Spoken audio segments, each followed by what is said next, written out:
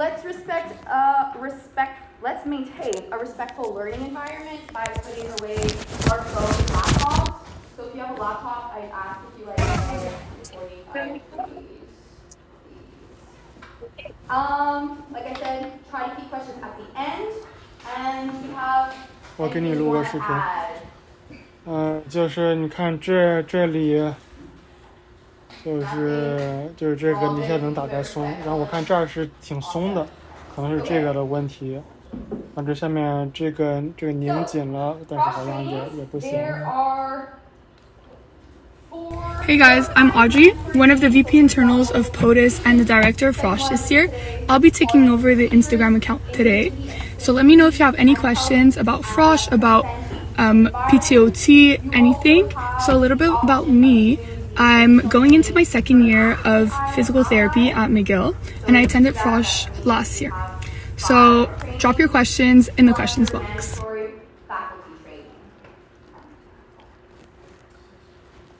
That's what I just said. And I believe if you're like an Access Ally or staff that's Access Ally, you have to do this training. Yeah, so if you choose to do Access Ally, you need to go to that training. So, table of contents. What are we going to talk about today?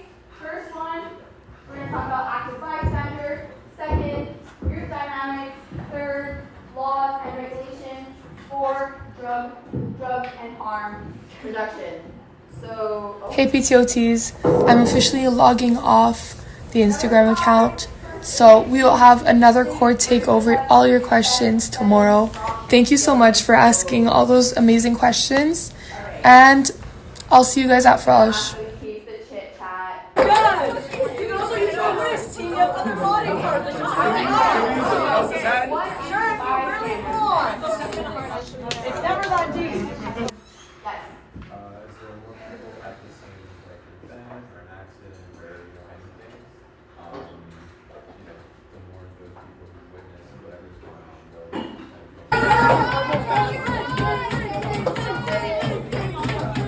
Exactly. Yes. Does anybody else have anything to add? No one? Okay, that was a good answer. So bystander effect is when people do not offer help to someone in need because other people are present. The more people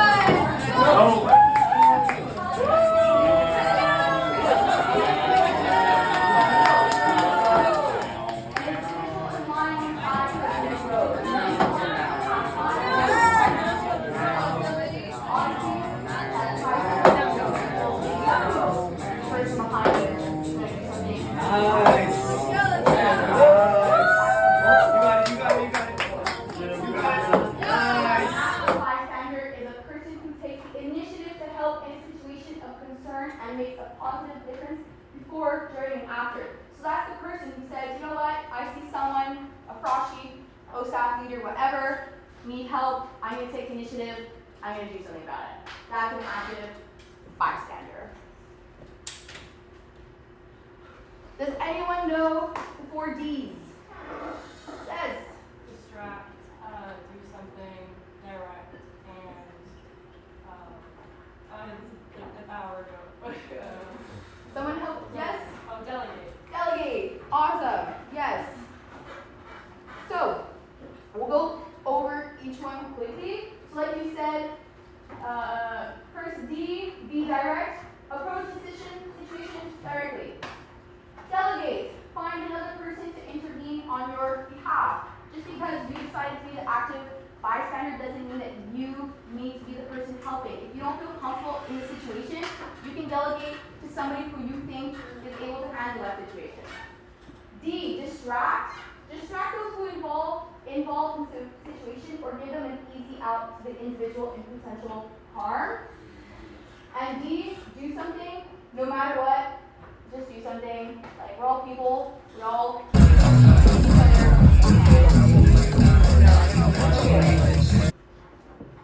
We've got a video.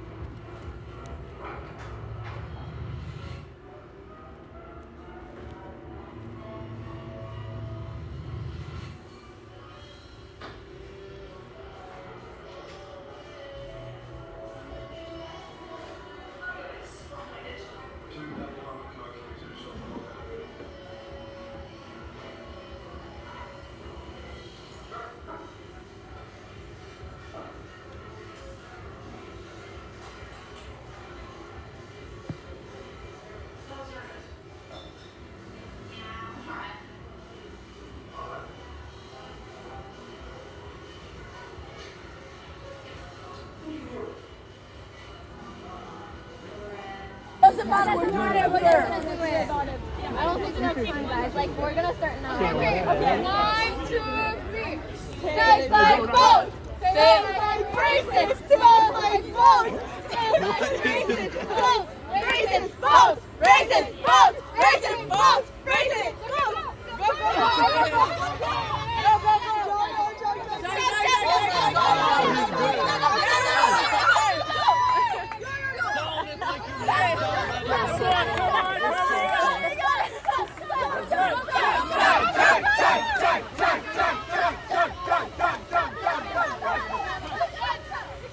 Go, go, go, go, go, go! Go, go,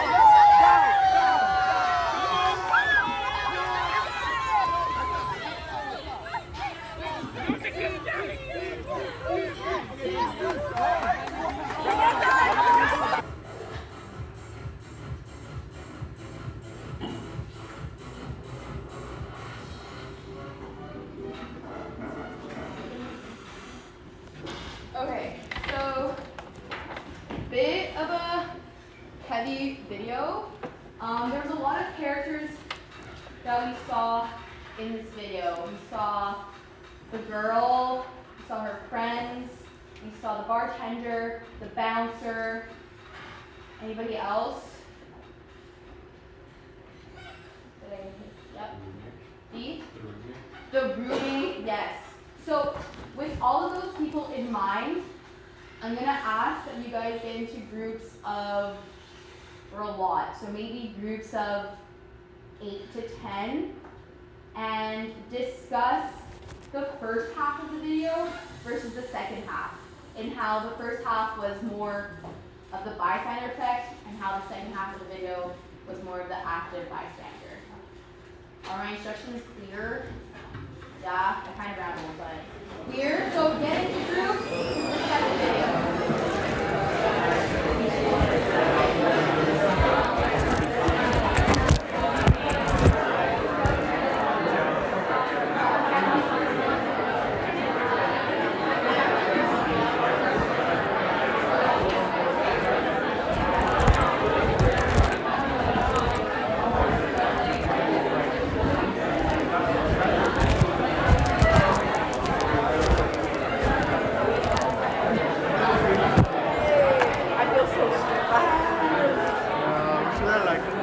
Gives a disclaimer before. Yeah, I know.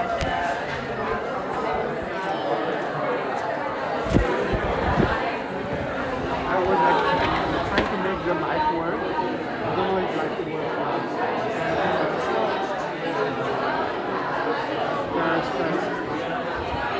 That works.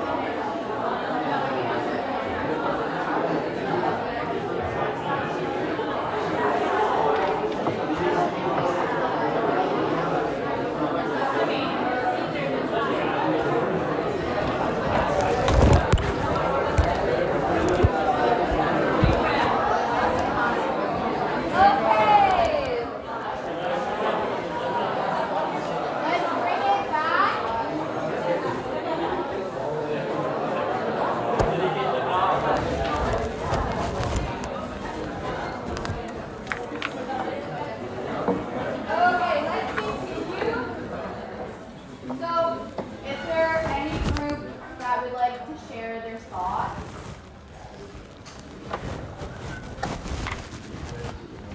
No one has anything to share? Yes. These people assumed it wasn't their place to do anything. Yeah. And in reality, everybody assumes that and nobody does anything. So each person should assume it's their place to do something. Yeah, exactly. So that's the definition of active bystander. You should be the person who decides to do something. You shouldn't, especially in a position of leader or O staff, you shouldn't think like, oh, somebody else has got that. No, like you were hired for a reason, you went through the interview process for a reason, your course chose you because they know that each one of you can be an active bystander.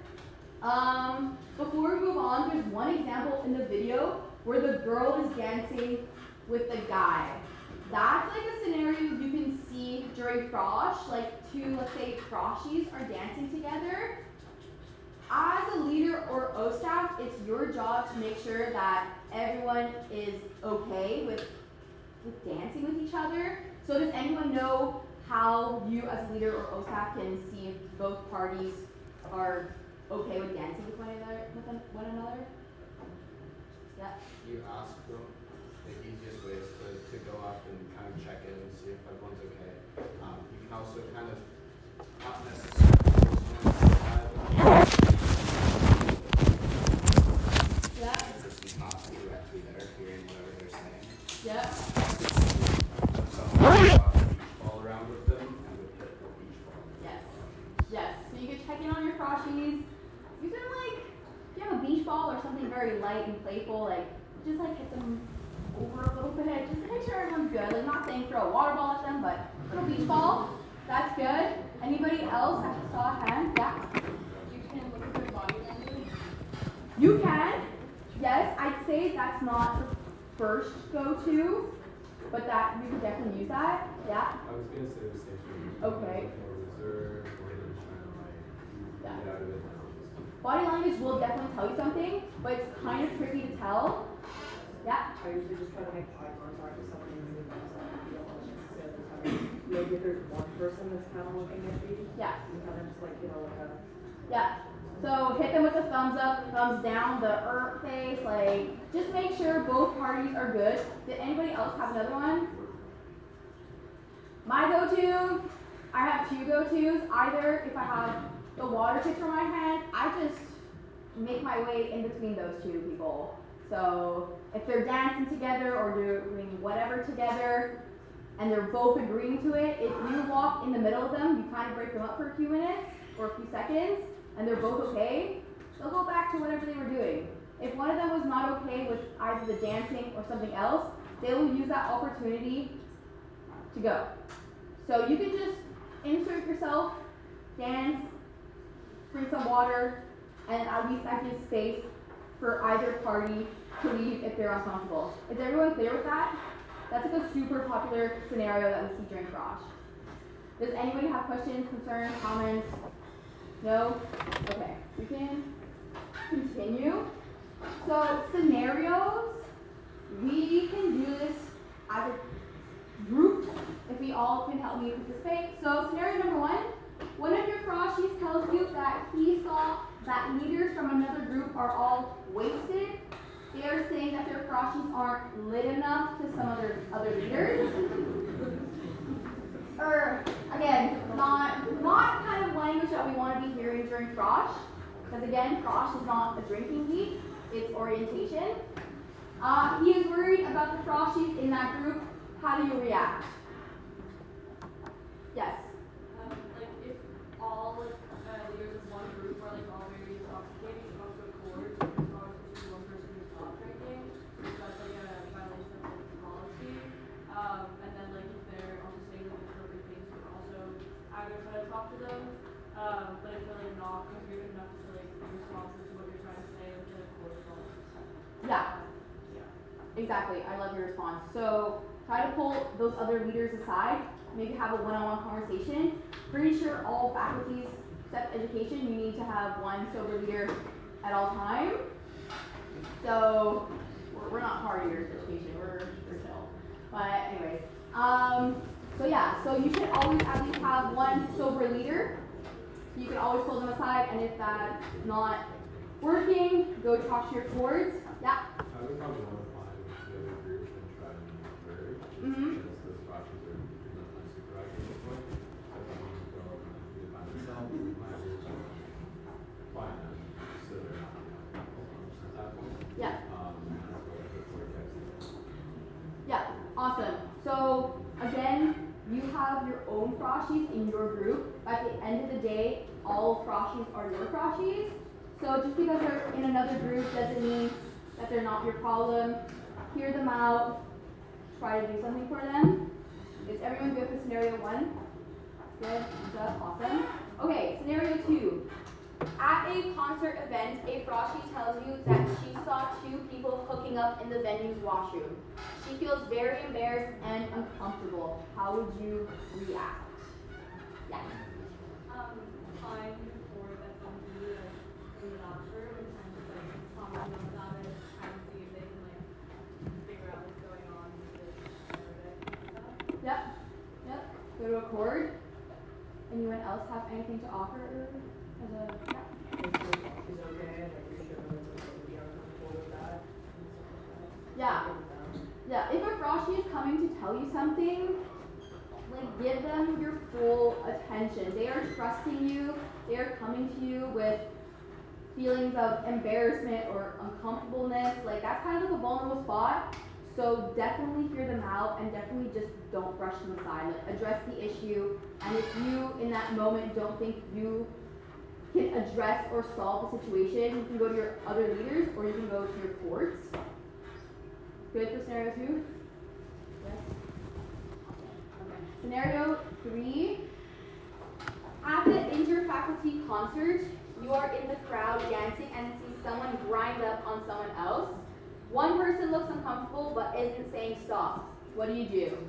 So we kind of briefly touched, well, I touched upon this, but yeah. Like use any of like the board games to like either like break them apart or like have a distraction. Yeah, so like if you're I don't know, playing a different game, be like, hey guys, we play a game over here, you guys have the board. Like break them apart, like I don't know, you're like your water drinking food, feel like that's something you want to do. Yeah, sort of separate them and create some sort of exit for the person who's uncomfortable and then you took off all of them to see if they're okay. Yeah. Yes. Anyone have anything else to add? So definitely keyword, create an exit. If you just provide an opportunity for the froshie to leave the situation and they feel that they need to leave, at least you've created that and they can go. If they feel like in this scenario they were uncomfortable, if they are okay, they'll stay and they'll continue doing whatever they were just doing. Scenario 4. You see a fellow OSCAP who is your close friend outside of Frosh giving alcohol to froshies who are wearing the underage bracelet at Montreal Crawl. What do you do?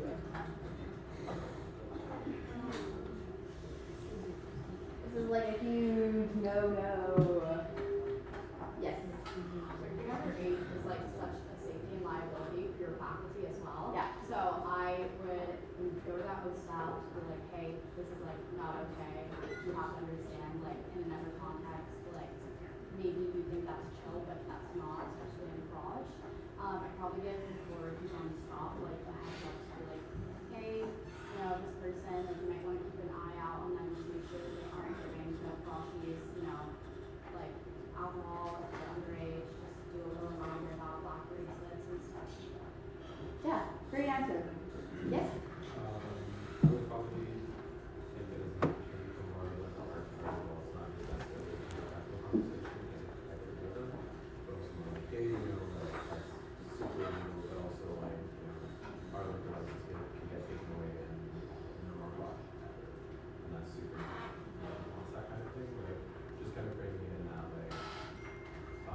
Like a less professional kind of sense because like we know each other and that sort of thing, but also really emphasizing like the student and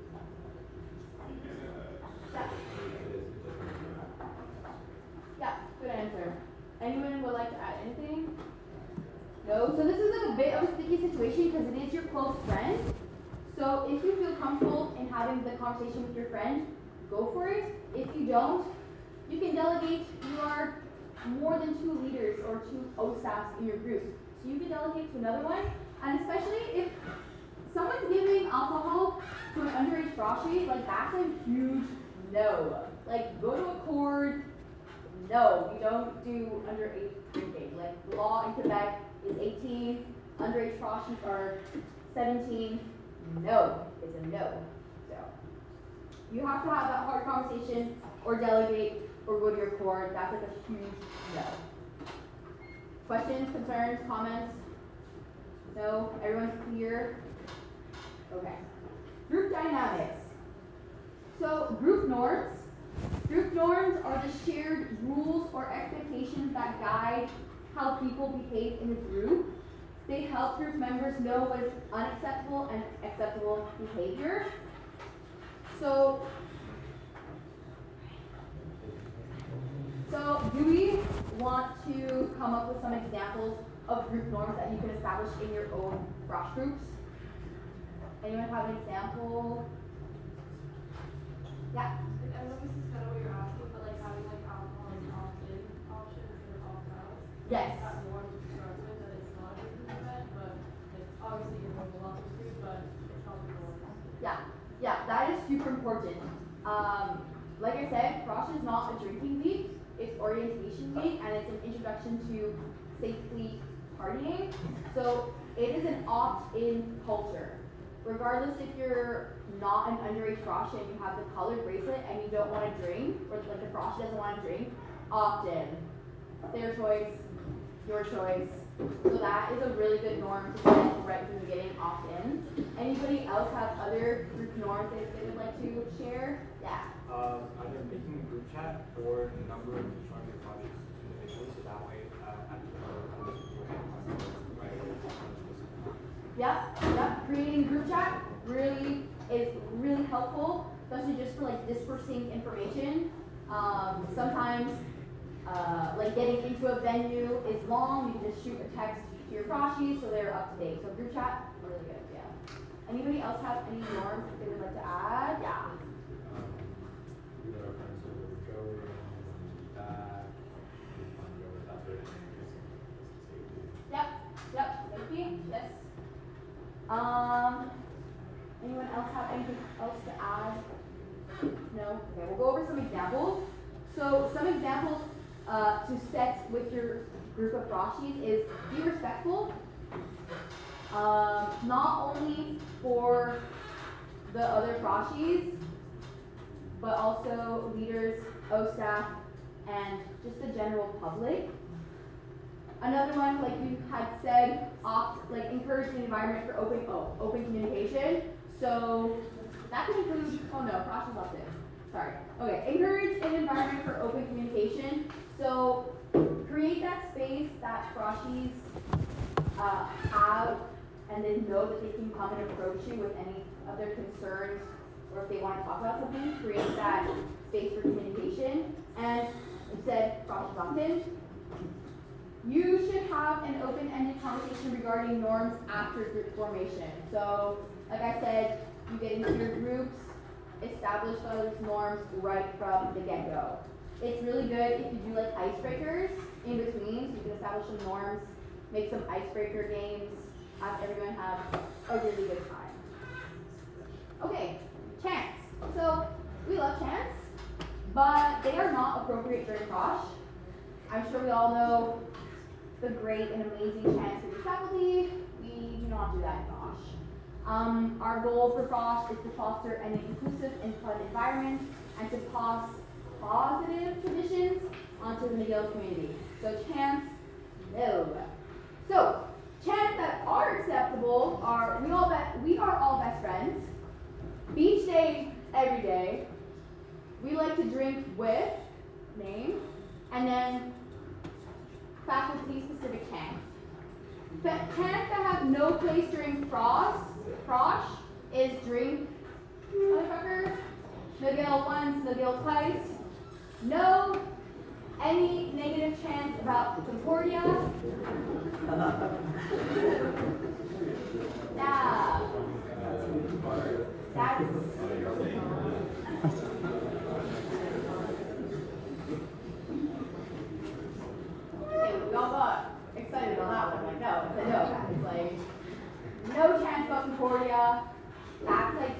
strict, hard no rule.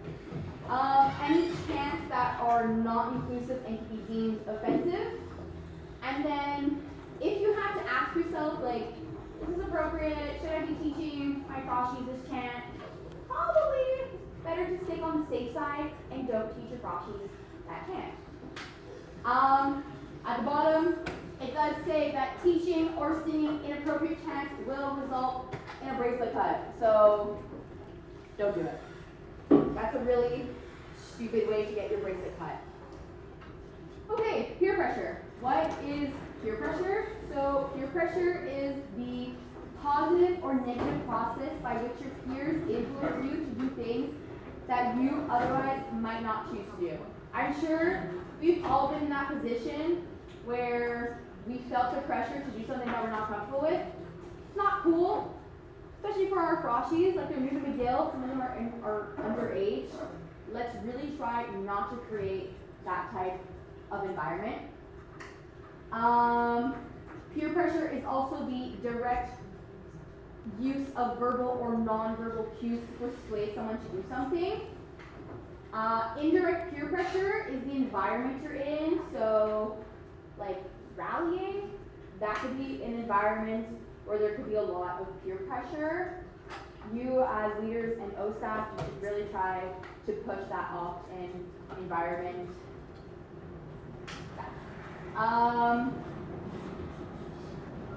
Wait, can you go back? So, like I said, all faculty systems of education have a sober leader. Why do we think this is important? Yeah.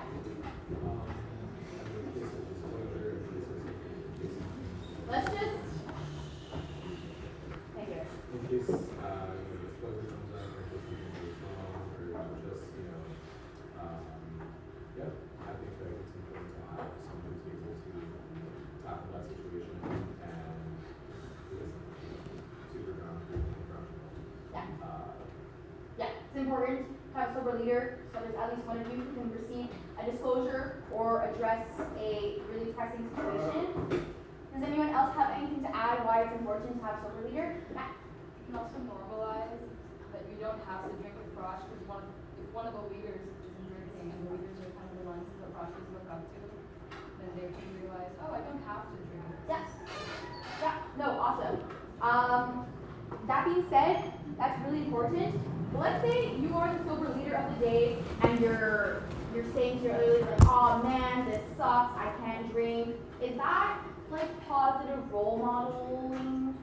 No, like you can still have fun if you're not drinking, and that's something that you need to show to froshies. So sober leaders just have just as much fun as leaders who are drinking. Is that clear? Yes? Also, just a quick side note, if you are the designated sober leader of the day, like just be the sober leader. Like don't put your leaders in a position where like you get so drunk that you're no longer functional, especially if you are the designated leader. So just think of your team, and it's one day. Okay, groupthink. Groupthink is faculty thinking by members of a group in which decisions are undetermined by social pressures and conformity. Groups are affected by leaders due to their influence, which may cause froshies to not express their wishes or feelings. Exactly. That's what I just said. So if you're the sober leader and you're expressing how depressing and how sucks it is, it's not cool. Let's do the example. So example, a leader wants to go clubbing after an event with their froshies. One froshie does not feel comfortable going clubbing, but does not express this because they want to keep harmony and be liked by their leaders and other froshies. How can we avoid this? Yeah? Well, after that, allow frosh. So true? Yes? Let's. Because the natural causes you want your froshies to go home after that. So just establishing that before that if frosh is going to do something, that's really up to them. But the leaders were not going to be doing anything after or yeah. And then I would also like in a situation like this, go to my leader and be like, hey, I don't know what to do after.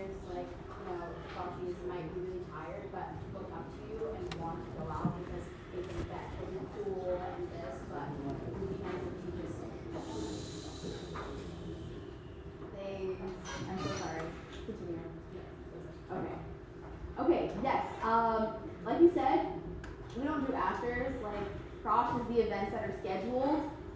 event is done, go home. Frosh want to go clubbing, they can go clubbing.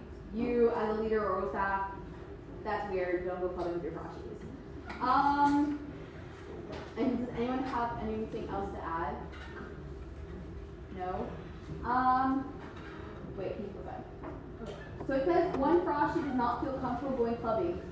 So, like, I was O-staff last year, and like my kind of trick was like I was the one who was like, guys, like I don't really feel like I want to go clubbing, or guys, like I'm not drinking today, I don't really feel like it. Like I always said it out loud just to make it like normal or like accepted. So I always played the role of like, no, I'm not doing that, and that kind of gives somebody the space to be like, yeah, me neither. Because it's kind of nerve-wracking if like the whole group wants to do something and you don't. Like it's kind of nerve-wracking to be like, no, I don't want to do that. So if you have like a or you're saying like, no, I don't want to do that, it creates space for the boss to say like, yeah, me neither. That's all I want to say. Okay, we'll have some more scenarios. Yeah, okay. So scenario number 1. You are on the metro heading towards the IFC event. One leader from another faculty is using chants to hype froshies up before arriving at the venue.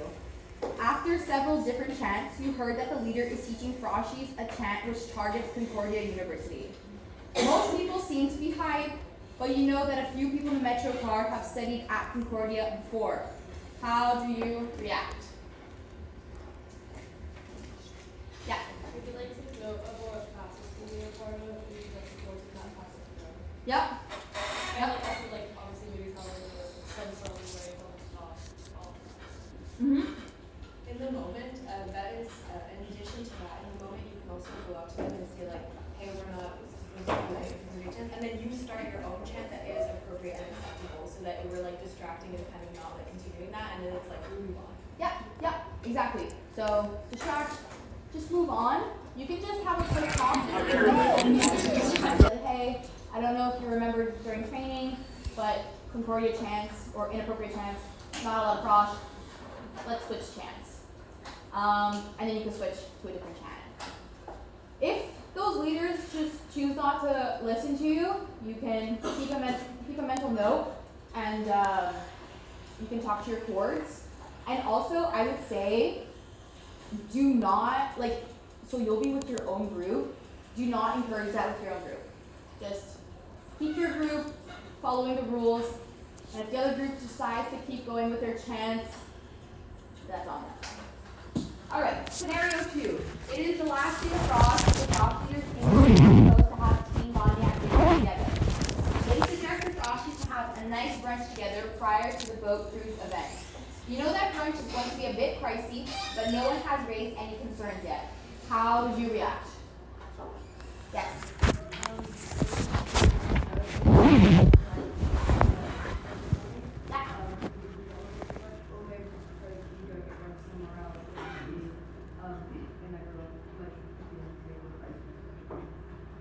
Yeah, propose something else? Yes?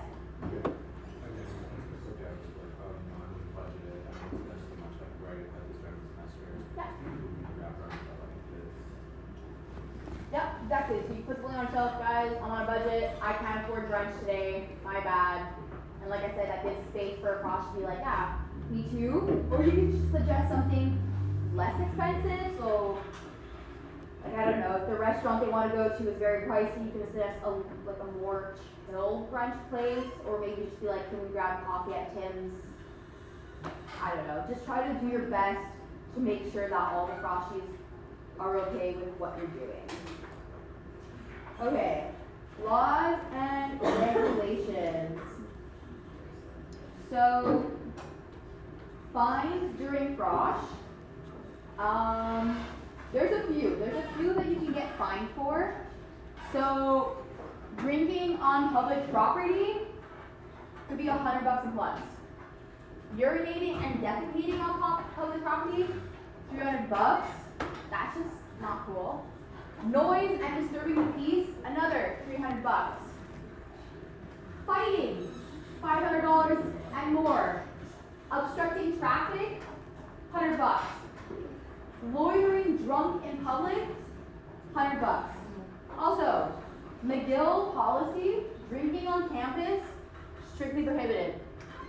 That's a huge no. If you're on campus, no alcohol.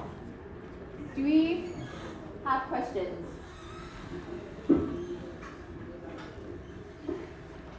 Okay. The video gonna play? Yeah, it's not playing.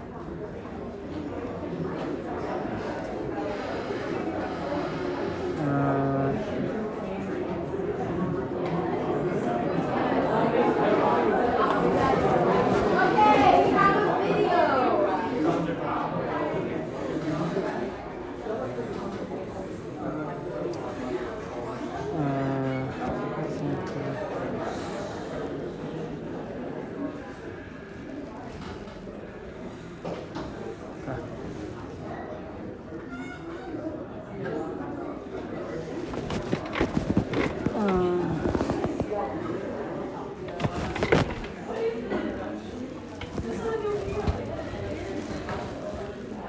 No sound. Playing but there's no sound.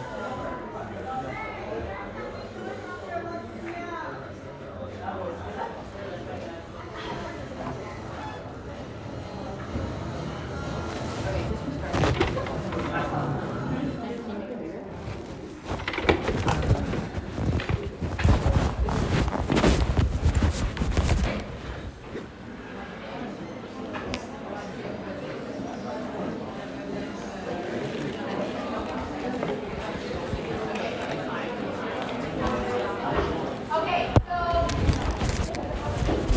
unfortunately, no video, but essentially the video was just to show you like different examples of what you can get fined for.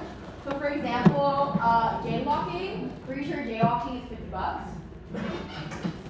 Also, if that's not something you should be showing froshies. Try to wait for the little banum. That's it. Walk on the crosswalk. Especially if you're, or if it's a huge group, really not to cross in the street where you're not supposed to. Really try to respect the laws and regulations. Does anybody have questions, comments, concerns about fines? No? Okay. Group rallies. So, you are legally responsible for all guests if you invite them over to do a group rally. You should never overcrowd any room or balcony. You'd need to get a permit if you go to a rooftop. And the last thing about group rallies is they are intended for people affiliated with frosh. So, for example, if you are hosting a rally in your apartment and you have roommates who are not a part of frosh, you should have let your cords know. Clear? So everyone who's invited to the rally is froshies, OSAF leader, of course. Keep it in the frosh. Also, just a little side note for roommates, if they are there, you are responsible for them.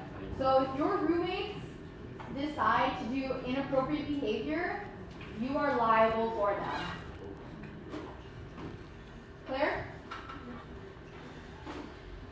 Okay. Continuing on group rallies. So no rallies at external organizations. So external organizations include Greek life, so frat houses, no. Athletics residences, no. Co-ops, no. Why? Because it's considered unsafe and inappropriate for frosh participants who attend events hosted by them since they are not official sponsors. Do not take your froshies frat houses, please. Stop it. Violating any of the rules I just said will result in bracelet time.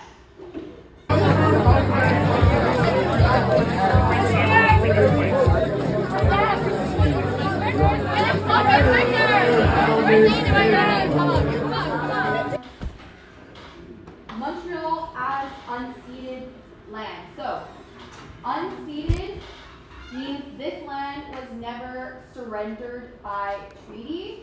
It was taken without the free, prior, and informed consent of its original stewards. Colonial settlement urban expansion and McGill's founding all happened with this context of dispossession and erasure.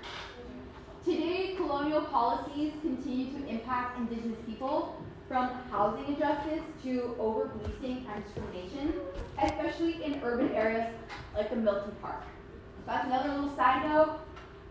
Don't call it McGill Ghetto, it's the Milton Park area. Got a question? Yeah. Yeah. Going back to the afters, Yeah. just for the frosh, right? Just for frosh? It's just the froshies. Leaders of the rooms afters. Yes, Okay. but don't invite your frosh. Okay. Yeah. Yeah. Also, if you choose to do an after with your leaders or O staff, just keep in mind that you might have like an 8 a.m. start the next day, right? So just, yeah. Was that, did anyone else have questions? No? Am I speaking too fast? No? Okay. Sorry.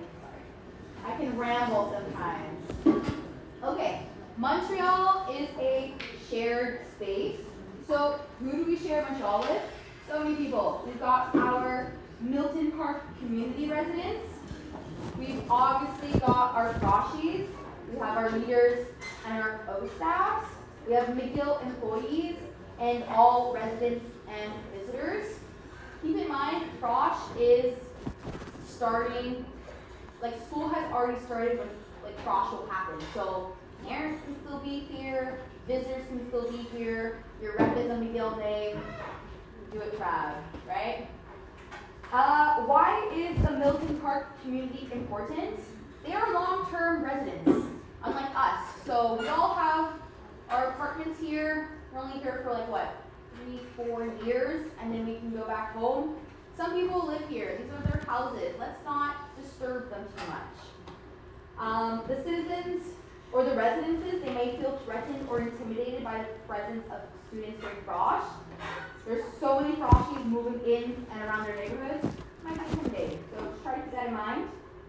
And of course, they are in direct contact with the SPVM. So if they feel like you're making too much noise and they don't like it, they can make a noise complaint, and if the police deem it a valid noise complaint, you can get a fine.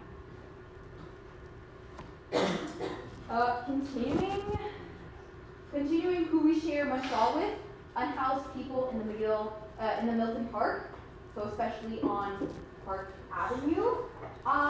Be respectful of them. At the end of the day, they are still people, so respect, and give them their space. Continuing on to the unhoused people, the Open Door is a local community organization that helps unhoused people and other marginalized like they do on a Discovery Channel. Go again now. There's a link for more information. Set the world on fire. Froshies that Montreal is a shared space, so obviously you can inform them. You can say Montreal has lots of people from all over. Let them know. Super important thing that you can also do is model proper behavior. So this is, for example, respecting noise levels and not littering. And this also includes no chanting, respecting your neighbors during rallies, and respecting the unhoused people and giving them decency. All clear? Awesome. Continuing, moving with your group. So, cross the street at right times and places. So like I said, but you can walk, just a hand, just wait, literally, 2 minutes? Cross at a crosswalk and not just in the middle of the road. Be quiet and respectful, so especially in around the Milton Park area. Try to keep the noise down. If you have speakers, that's okay, but maybe just don't blast it to the max.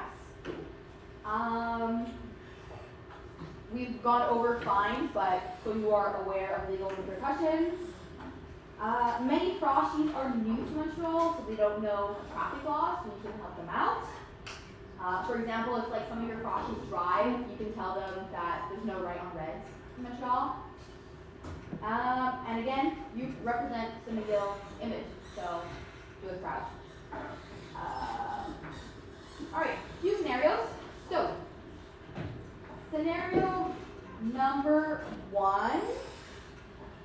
A few froshies are walking home with you from the Montreal crawl, and they make some rude remarks to the unhoused people on the Milton Park intersection. How do you intervene? Yeah. I would probably be more specific. I wonder how you said that to your parents, how that or if you said that to your kids. Or just like, kind of like subtly reminding them that they're people have like families. They're not just like these people who kind of respond to you and never have like that type of being almost like on Park Avenue with someone else. Yeah. Yep. Yes. I think before talking to the froshies, Yeah. I think also before talking to them, I would apologize to the person that was making the bad like on their behalf, or just to have that apology out there. Yeah, that's really good. Apologizing for your froshies inappropriate remarks is a really good idea. Does anyone else have anything to add? So you can just let your froshies know. You can have like a simple conversation like what you just said, not really appropriate. Maybe they didn't say intentionally, like maybe they just don't know what they're saying. So you could just inform them that that was not cool. Just try to do better next time. I think that's about it. Also, this could be something that you put into your group norms. So this aligns with being respectful to everybody. So you can just remind them of the group norms. Good if we move on? Yes? Okay. Scenario number 2. One of your froshies throws a can at another froshie at a group rally. The two become physical and head outside. How do you intervene?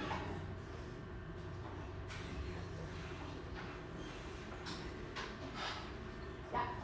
Remind them that frosh is a no violence policy at all. Yeah. You want to do support these, do something, and get as many things as possible. Like, see if you're able to break it up.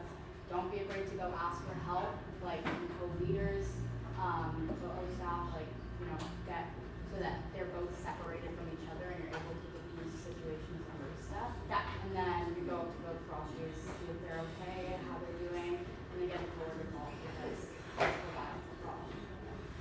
Yeah. Awesome answer. So definitely try to use the 4 Ds. Like, I wouldn't even let it try to escalate to becoming physical and try to stop it before it even gets there. But if it does get physical, like, try to break them up. If you don't feel comfortable breaking them up, delegate to somebody who can. And then report to court. Physical violence, like you said, no, we don't do that at Frosh. Bracelet cut. Simple like that. Questions? Comments? Concerns? Criticisms? No? Drugs and harm reduction. Is that you? No? We'll be taking over for the rest of the slides. Everybody hear me okay? So we're officially halfway, and I'm gonna try to do the rest quickly so we finish on time. But like at the end, yeah, you guys don't forget to sign out at the end. So we're gonna talk about drugs and harm reduction now. So with any large event, it's important to be aware of policies when it comes to drugs and how we can harm reduce to ensure a safe environment during frosh.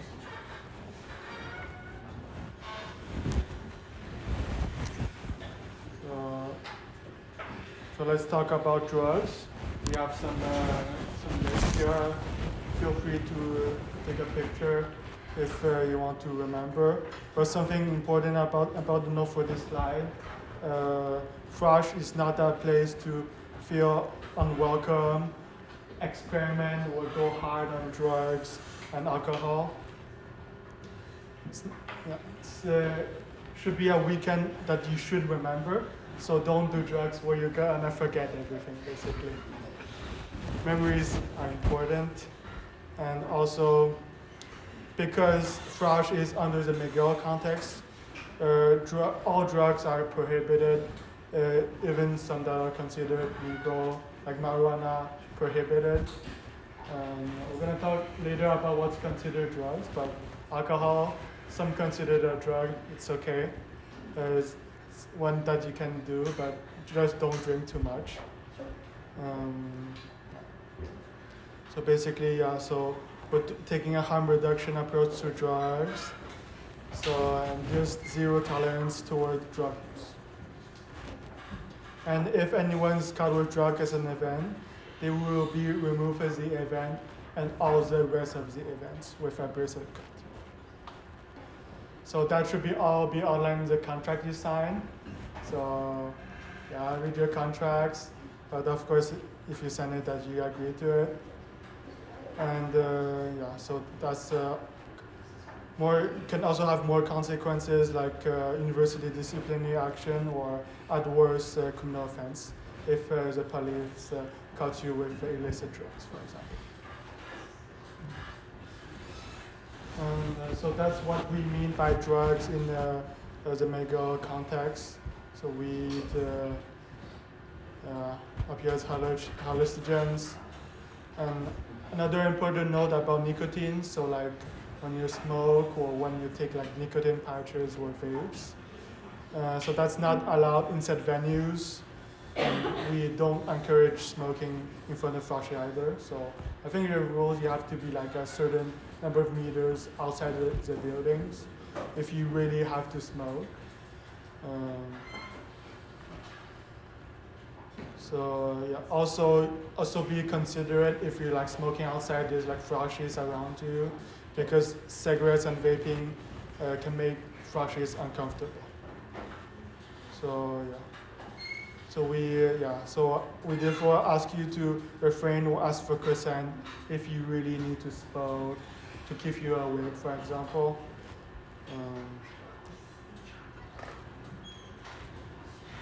So talking about drugs here.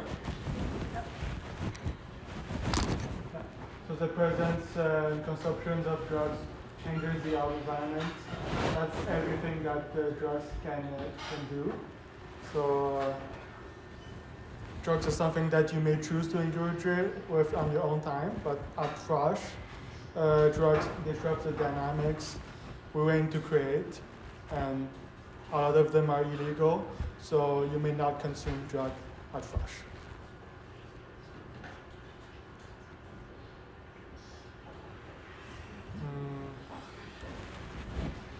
Now, what if a student wants to use drugs? Your role is to inform and educate, tell them about the rules and consequences associated with drug use, and let them know that there's no judgment and you're here to support. And of course, you cannot give them drugs. You can talk about them, but don't give, sell, or provide or facilitate drugs to froshes. Tell them you cannot consume drug at frosh. Do that on your own time. And of course, talk to them about risks.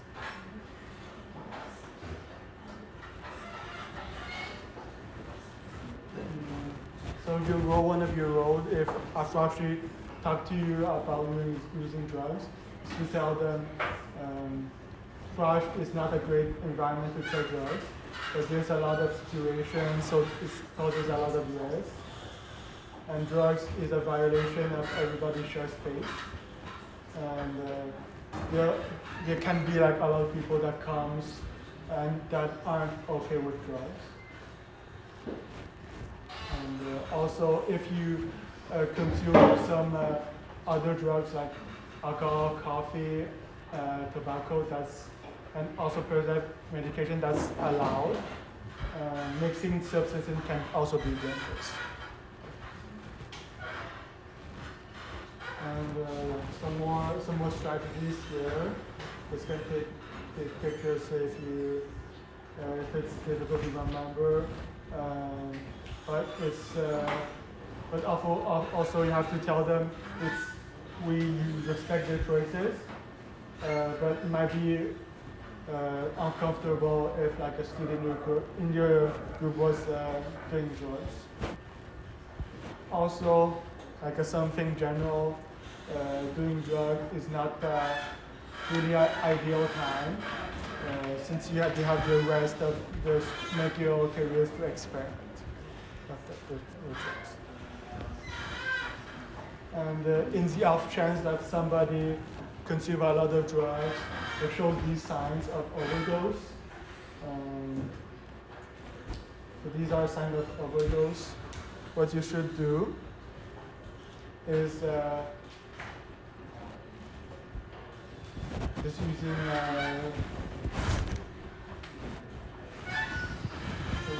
Narcan, so you can have it. You can buy some, have it on your own in case that happens. Or if you don't have, you can. You always have to go and tell AMSUD. So AMSUD will be present at all events, all the big events where alcohol will be consumed. So you go and tell them, and they will know how to handle it. And so that's our guide to how to administer Narcan. You can see. So some scenarios. One of your froshies decide that frosh is not the right environment, is the right environment to try heroin for the first time. One of your froshies tells you about their plans and asks you where to buy some. So how would you respond? Anyone wants to answer?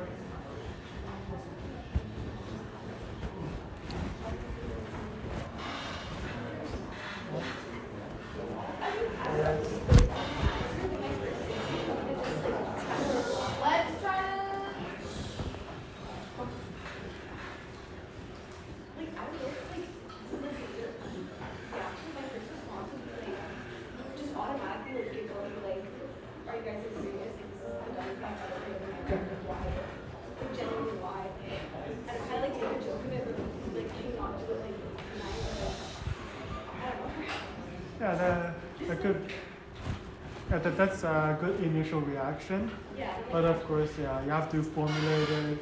So you can tell them that heroin is illegal, right? Not just at frosh, everywhere. And basically all the consequences, that's the legal side. You can also tell them all the consequences of potentially trying this drug. Otherwise, so basically use the strategies, like the 5 strategies that we had before. I'd also try not to pass judgment on your froshies. Like, if they're coming and telling you that they want to try heroin, like, don't be like, what the fuck? Like, just try to not pass judgment. Like, again, they are coming to tell you something. So you can ask them, like, why is it that you want to try, like, X drug? Like, are you going through a hard time? Like, do you have something you want to talk about? Like, just try not to pass judgment. You can remind them of the rules. Like, frosh is a drug-free zone. So, like, you should not be doing it. And then go tell a court. Like, if they want to do some hard drugs like heroin, that's a court issue. Like, shut that down. Sorry, keep going. So for scenario 2, a froshy approaches you with white dust on their lips and tell you that the leader offered them cocaine at a rally. You spot the leader and a couple of froshies heading to the bathroom, jingling their keys and laughing. What would you do?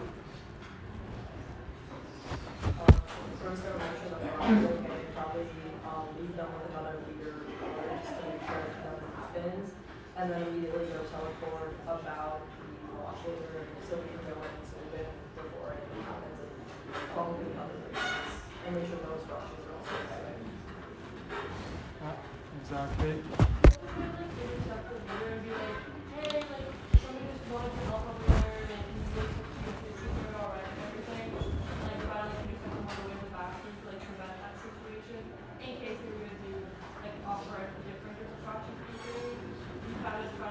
distract them and like divert them from that situation as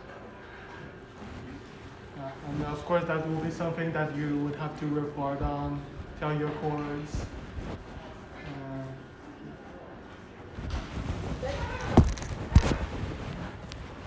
So scenario 3, during a night event, you know there's a smell of marijuana.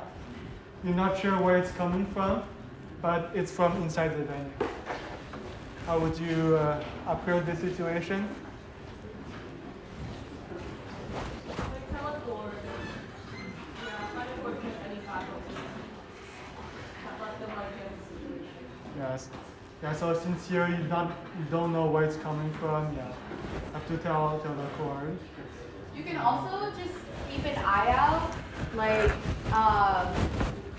usually the bouncers when you're getting into a venue are like super strict about that, so they will probably take it away. But if somebody manages to get it inside, just keep an eye out if you smell it. If the bouncers smell it, their eyes are gonna be out too. So yeah, just keep an eye out. You can inform your other leaders or the chords too, but just keep an eye out, and then if you see it, deal with it. Yeah. Next one, this time you see a group of froshies in a night event vaping in the crowd. An adjacent group of froshies looks really uncomfortable and some of them are coughing. And how would you approach this situation? What's different? You'd say? I would probably go up to the second group, the ones that look uncomfortable, ask them if they're okay, make sure they're okay. And then if they want to do it somewhere else, they can. But I would also maybe separately rush the other baby and ask them if they do it somewhere else. And maybe get it recorded so things escalate. Yeah, so normally like smoking inside, you can, if there's like vaping or smoking inside, you can tell them to go out. So like, first of all, yeah, all the smokes are making everybody uncomfortable. So they can go far. So there's less people, less froshies seeing them.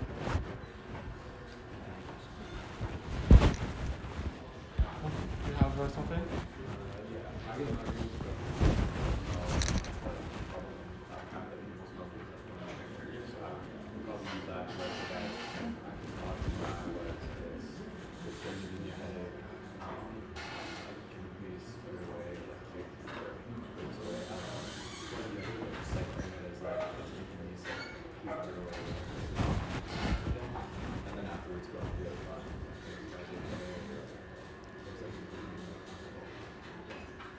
That's a good way to approach it. Tell them, like, make it like a bit more personal. There's maybe you're uncomfortable, maybe somebody else around it, if the speaker looks uncomfortable.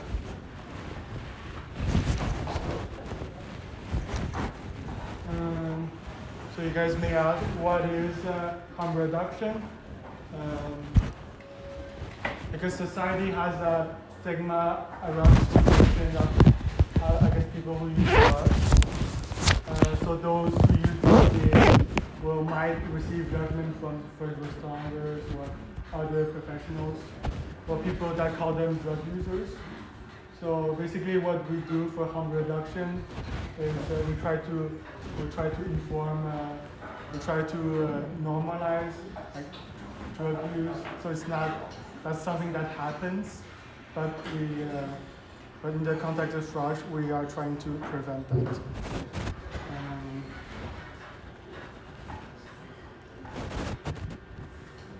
So that's harm reduction 101.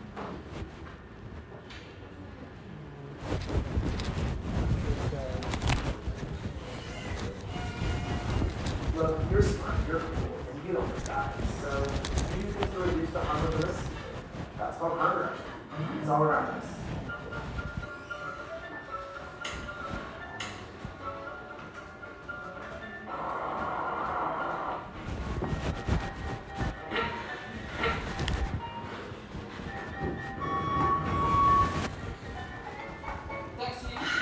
Harm reduction is common sense. It stops people from being injured and dying. Things that are preventable. Saves lives, saves money. Smart. Here's the fact. Last year, 47,000 people died in you're smart, you know these deaths are preventable. But here's something you may not know. Some kinds of prevention don't work.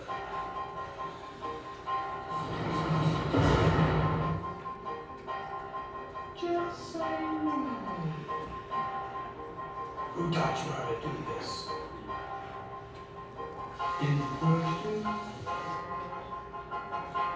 It's time to stop the drugs. We've tried all these things, and still the number of people dying of overdoses continues to rise. But remember, you're smart, and because you're smart, you want to stop this preventable deaths. You know what is clinically proven to work? Harm reduction. You remember that, right? Harm reduction works for people who use drugs. It knows that people aren't perfect, but they deserve every opportunity to be as safe as possible. It encourages people to get educated and get healthcare. Harm reduction provides access to naloxone, the drug that reverses overdoses. It provides people with sterile supplies to prevent the spread of HIV and viral hepatitis. And when harm reduction is implemented in its most effective form, it gives people who use drugs access to supervised injection facilities in order to provide life-saving interventions in the event of overdose. In 102 supervised injection facilities worldwide, there's yet to be a single fatal overdose. With more than 47,000 overdose deaths each year, what are you waiting for? Support safer, healthier communities by supporting supervised injection facilities in your city today. Learn more at www.harmreductionactioncenter.com.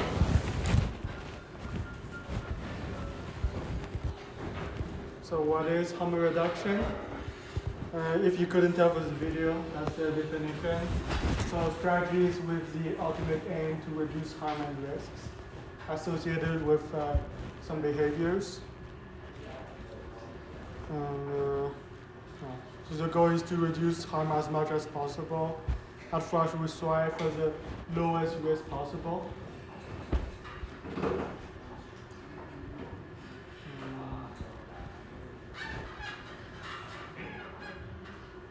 So as leaders and all staff, you have to, we want you to actively encourage and promote safe behaviors. Now let's talk about maybe more concrete actions. So in the Frosh context, what are some harm reduction measures you can take as a leader or all staff?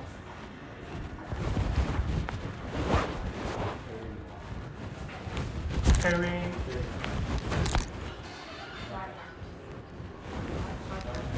Carrying Narcan, that's for drugs. Knowing where like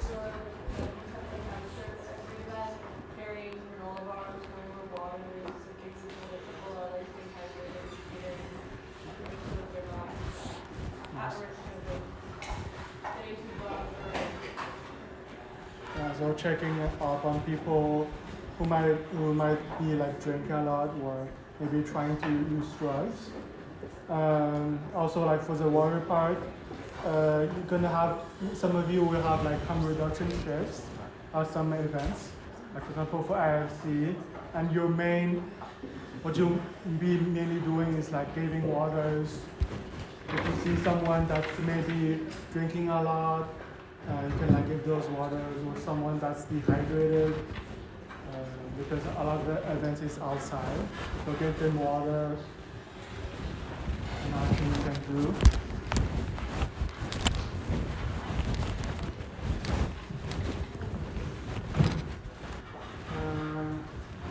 So these are more examples that you can do to reduce the drinking related harm, so as drink water, eat food.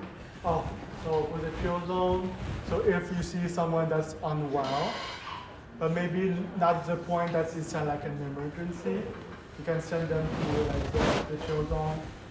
You can look at the map. You're gonna see like where they live. They're gonna have people there take care. Of course, all of these can help you reduce harm. Just another example of harm reduction. Let's say you know you have a super packed day and it's all outside and it's super sunny, super hot. Promote the water. Hydration is sexy. Drink some water, put some sunscreen on. Those two things can go a long way. eat some food as well. Can go a long way. But of course, as for everything, there's barriers.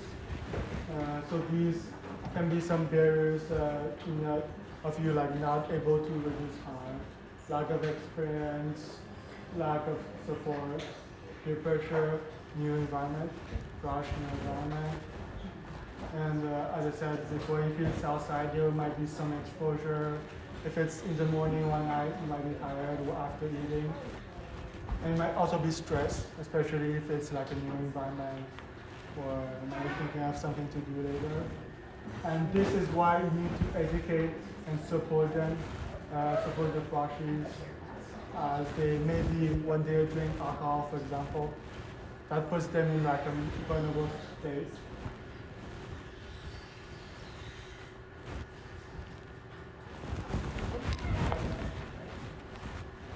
So these are some steps in reducing, in doing harm reduction.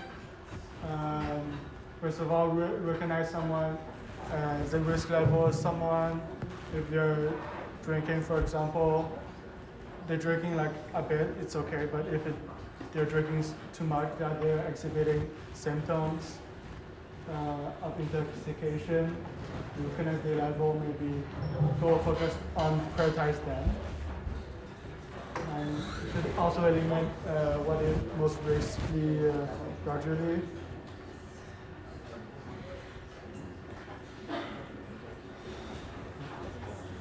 And of course, it's important to be non-judgmental in the harm reduction situation.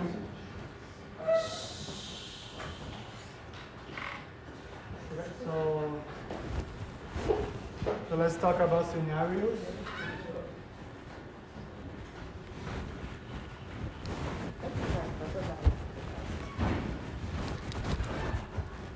So first of all, at the rally, the group is playing Starcup. The King's Cup is filled with at least 3 vodka shots, alcohol. At the end of the game, one froshie is going to chug the King Cup, gonna drink it.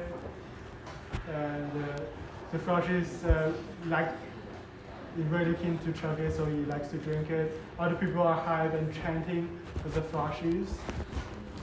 So they are encouraging it, so it's like a group behavior, group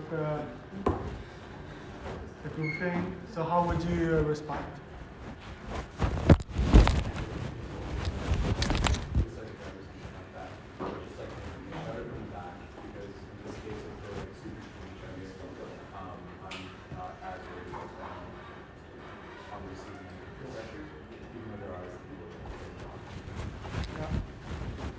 So giving them like options, maybe drink some before, but don't forget to drink it afterwards. And we have like 3 vodka shots, or as you guys know, vodka is like a hard liquor. So you can, some people, their tolerance is low, so they can't drink a lot of it. So maybe you can like make sure you're okay with like 3 vodka shots, a lot of alcohol. Scenario 2. So in a night event, you see a group of frosh participants. They're smoking cannabis outside the venue. They say it's okay because they are above the legal age to drink cannabis, which is 21, by the way, Quebec. How would you respond?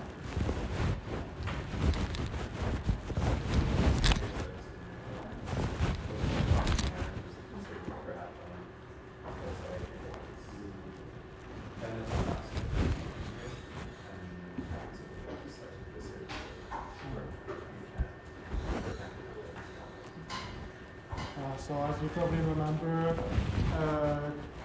cannabis or marijuana is you can do that inside the gin frosh. If you're participating like a frosh event, or if it's outside or inside, you can do it. Of course, if they say they're legal age to smoke cannabis, they might not. So, and also ask for ID, but in general, they can smoke. But of course, try to be non-judgmental. Maybe tell them that you can do that on your own time. Frosh is not the appropriate time to do that. Like hallucinate afterwards, as your usual. So now let's talk about first aid, first aid issues.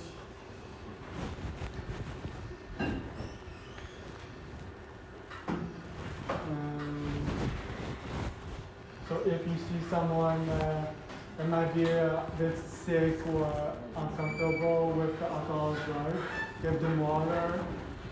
And we have like many. You should also reassure them, tell them that we have many programs that make to help them get home safely, and also make sure if you're not there, make sure somebody else is looking after them. Might be answers, or might be another leader or cord.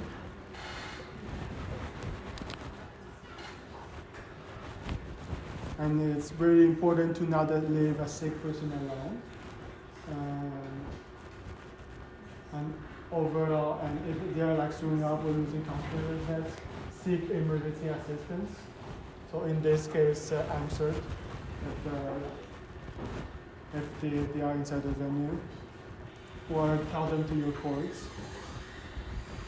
And overall, it's important to remember that some people just need to sit with someone, or they are feeling too drunk. Maybe they are feeling overwhelmed. So come to talk to them, assess the situation.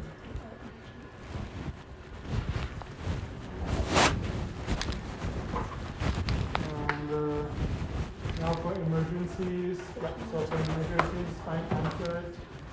And if you can find them, find your own cord or the leader, or just like find your own cord. If not, find whatever cord you have. Yeah, guys, please take a picture of the answer with your phone, because most of you will require it. So that's answer. There's a security phone number. You can have all the phone number as well. Okay, take a quick pic and then let's move it along so we don't run over too much of time. Yeah. Everyone took a picture? Yes? Thumbs up? Yes. Question?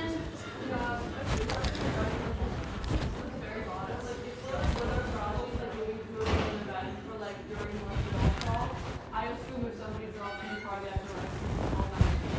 Yeah. It's like not like, Yeah. so it's like more like at venues when there are 40 people around, which is like done instead. Yes.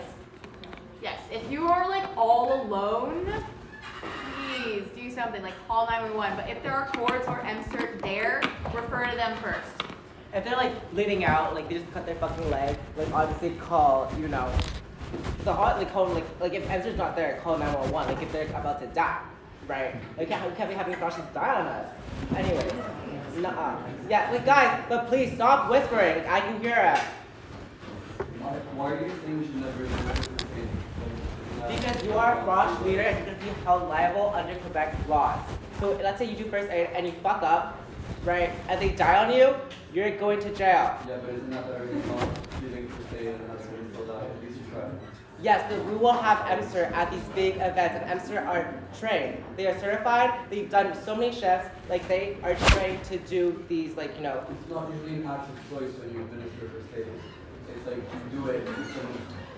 I get it, and it's the Good Samaritan law that you should help when help is needed.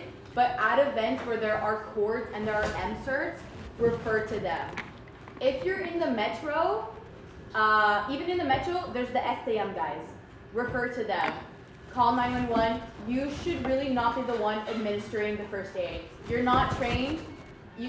Maybe you are trained, but in this context, you're not. yeah. And honestly, but like yeah, don't. Like there's always people around. Yeah. Always people to delegate to and talk to. Okay, once again, go. So once again, let's make the rule very clear. First aid is a huge liability in the fraud context.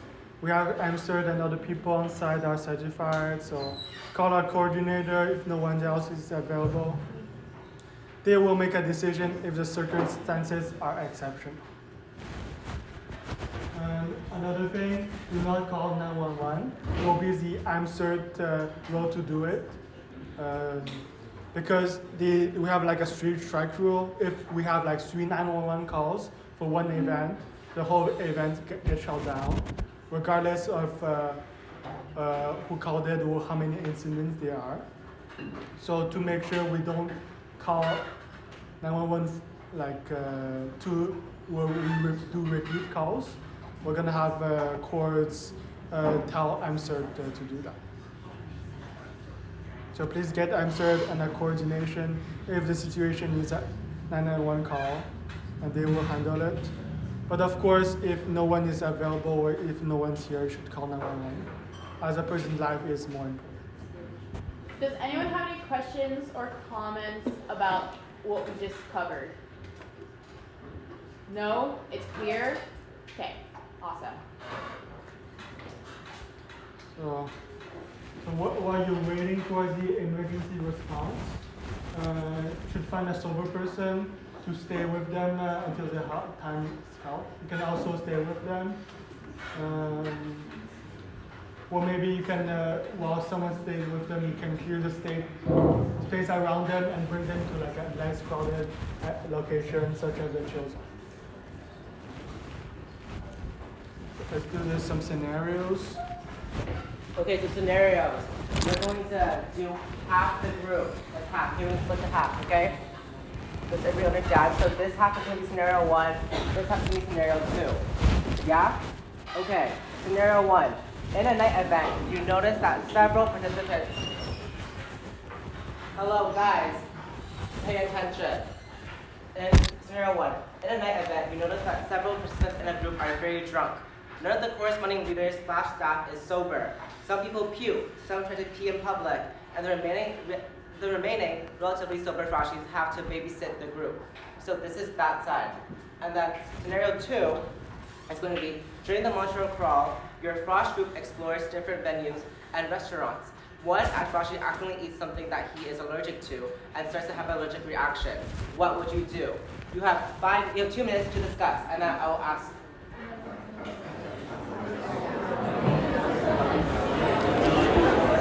Sorry. There's going to be like.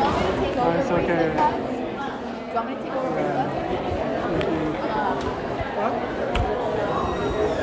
So hot here, sorry. I know, I like the air conditioning. You guys finished? Yeah, you will finish food.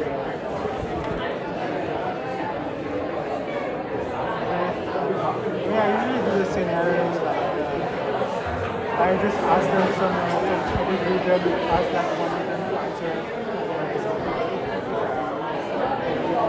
You want to do the scenarios?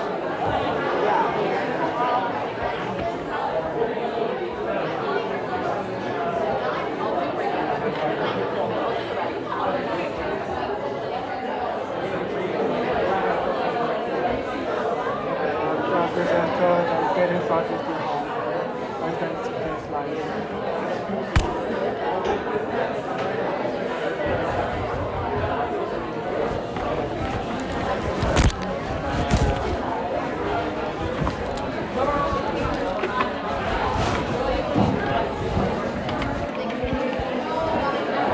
Hello. So, my scenario 1 group, what did you guys discuss? Yes. We discussed that if every member is like forward, and it's like if you're a leader yourself and just take those like precautions that like are okay, like I can often and like Yeah. Exactly. Go to record, and then all froshies or your froshies also answer. Scenario 2, my group 2, what did everyone discuss?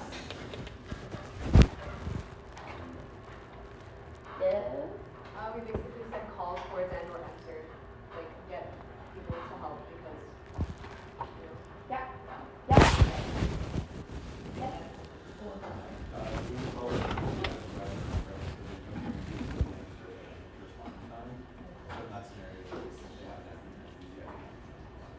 Yeah.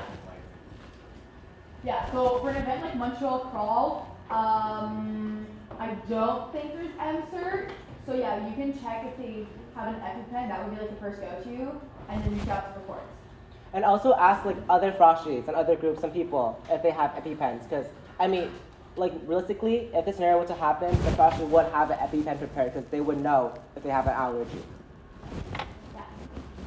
Make sure that they also have a phylactery alert before you give an EpiPen. It can be harmful to give an EpiPen if you're not like anaphylactic allergic.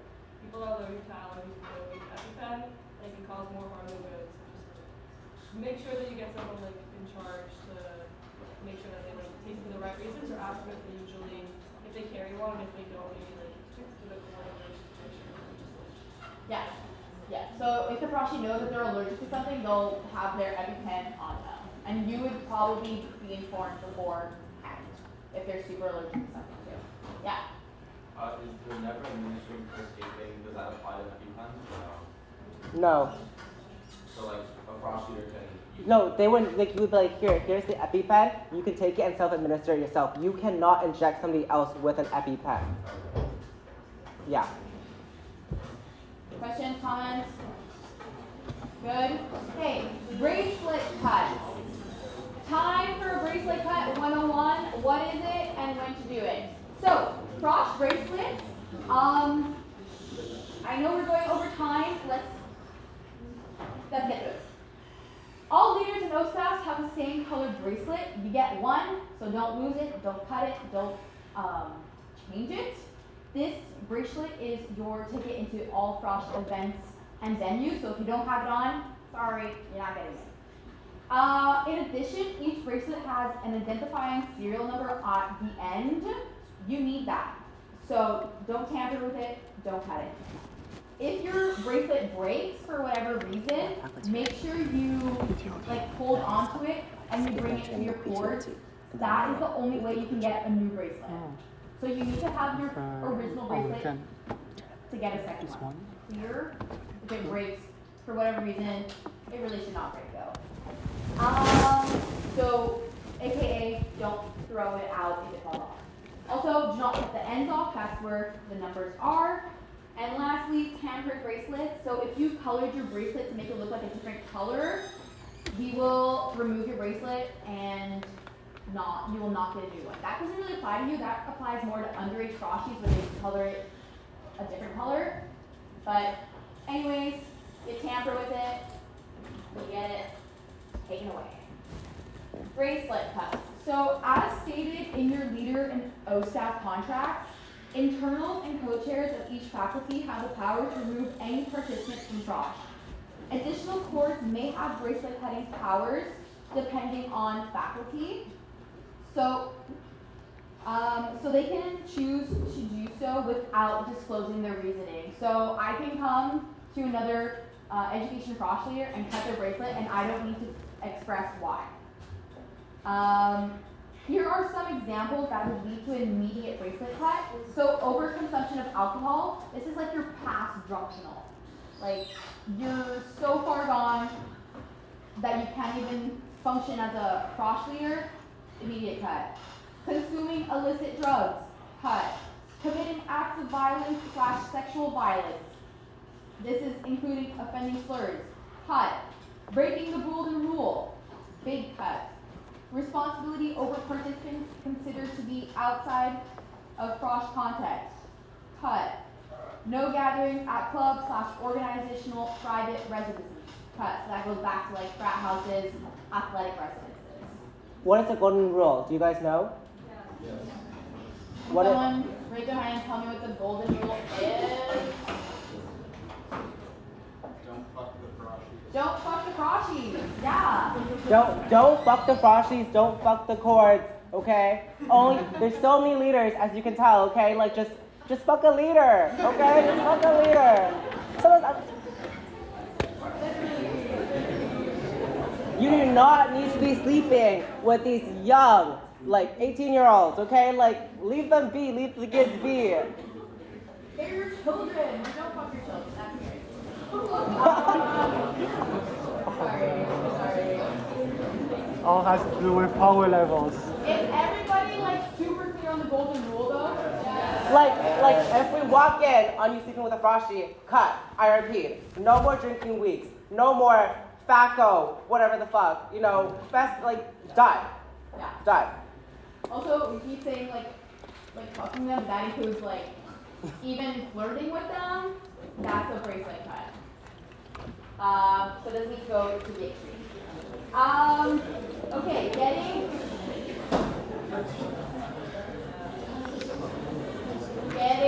froshy. Oh. Guys, quiet down. People, we've got 4 slides. 4 slides. Okay. Getting froshies home, safety comes first above anything else. You need to make sure that your froshies get home, and this is how you can do so.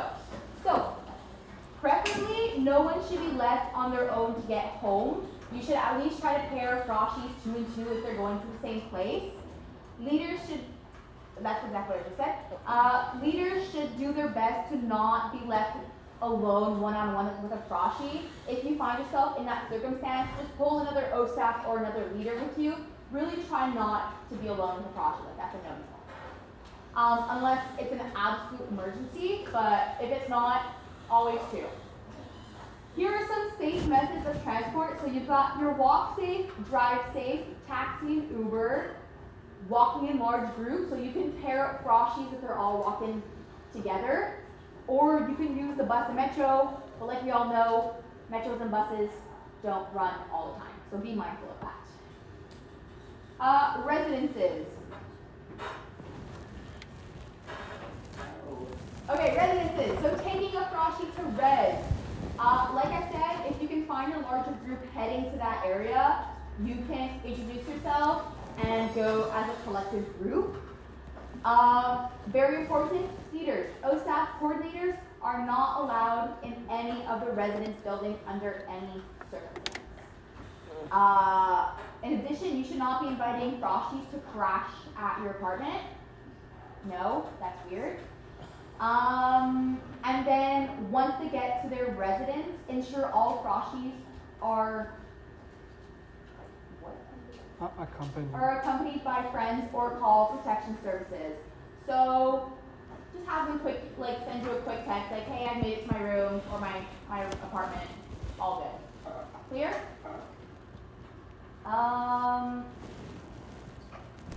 So these are some important numbers. You can. Yeah, take out your phones. Take a pic.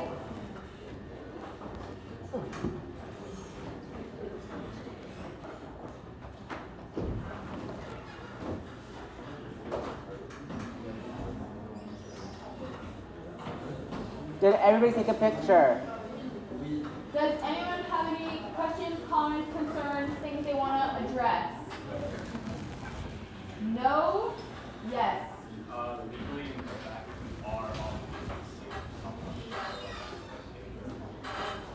yeah, the calling in court counts as like that's under the immigration law, calling court on transit on 911 counts as a service.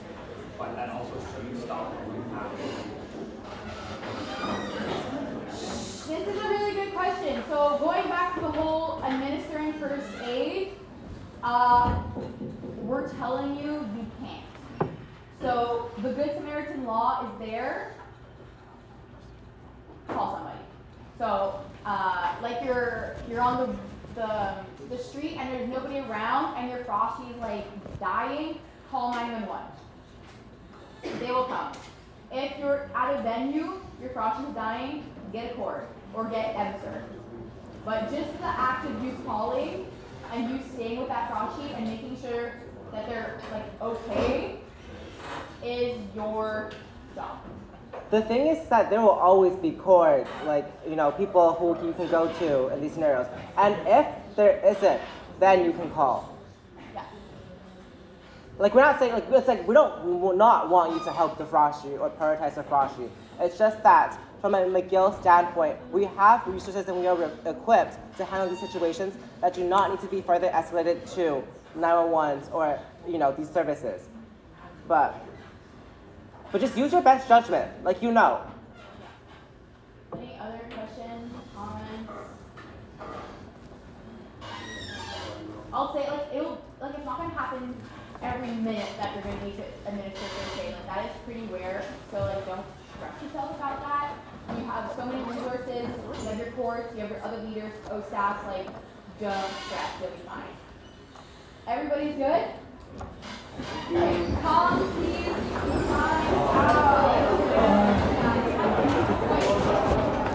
Sorry. No, I'm here.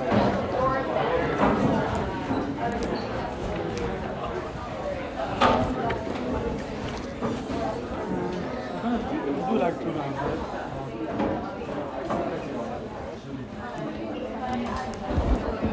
This is for policy and procedures, right? Policy and procedures.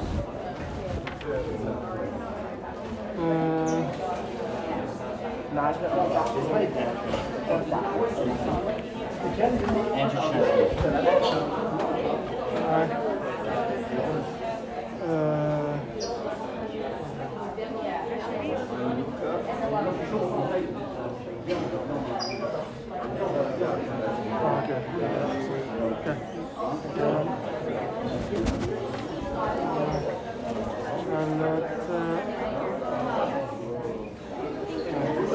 Towards the end.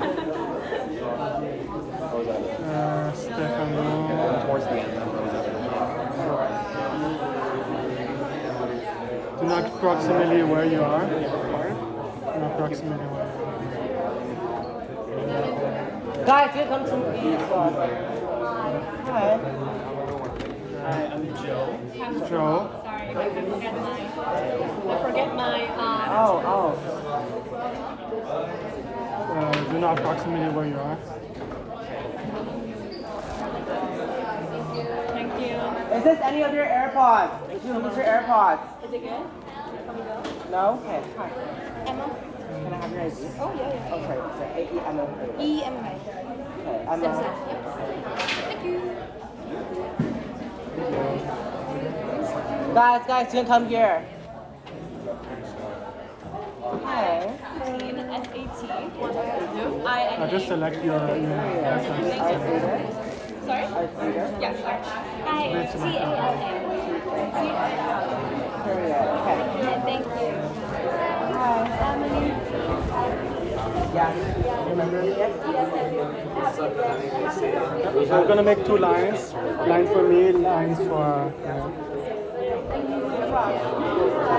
you just select.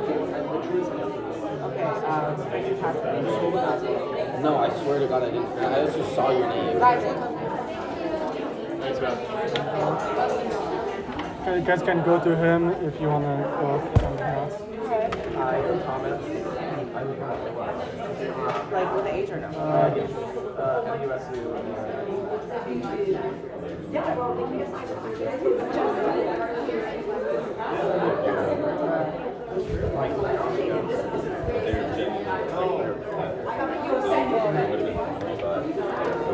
Guys. You're right. Jasper. Yes. Jay.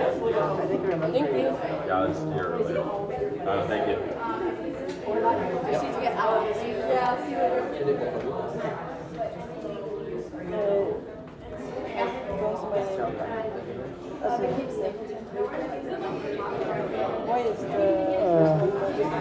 Wait, so did you sign up when you came? Okay.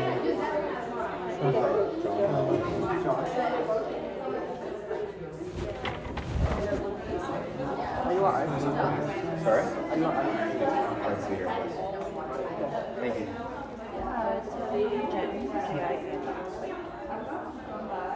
Science leader. Yeah. If you just scan, you can sign up. Amanda Bach. Okay, you're all set. Thank you. You are?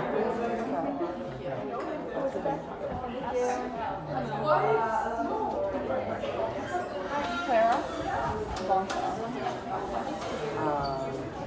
Hey, or C? Yeah, C-C-L-A-R-A.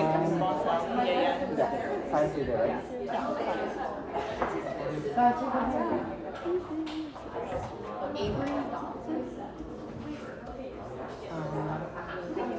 Yes, for arts leader? Yeah. Okay, got it. Yes.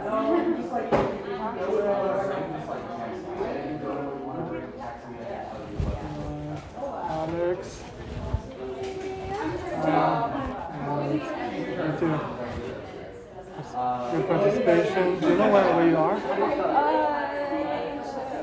I don't know because I kind of got confused. I was in the wrong room for like 15 minutes. We can maybe add you. Oh, sorry. Oh yeah, I'm right here. Yeah, right here. Wait, why Okay, do we have two checks like that I'm there? Yeah, so one when you're signing in and one when you're signing out. Wait, I had to sign on to the other one. No, what? So I was at the one before also. I was at the one with So you did 2 policies and procedures? No, I did what was it? Sustainability and inclusivity. And did you forget to sign out or? Yeah, I forgot. It was I sent you out. Oh, you did? Yeah. I just wanted to sign you out. Yeah. Okay. Oh my god, I have another one in like. Yeah. You put it all in the same thing. Guys, are you signed out? Yeah. Wait, what? Wait. Were you at the? See you Tuesday. Yeah, see you Tuesday. Yeah. It was good seeing you again. Really good. Thank you. Thank you. Bye, squad. Did you get this? Yes, I did. Thank you.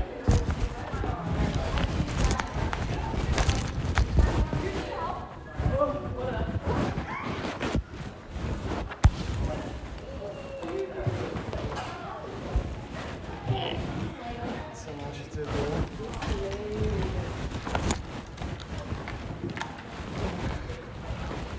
Well, thanks for doing like the last one.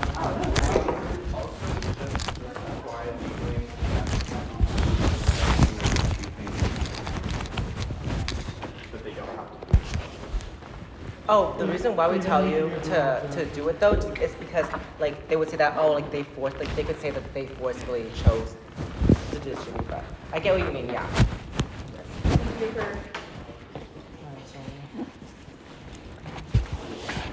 I'm just here to say that policies we don't decide it.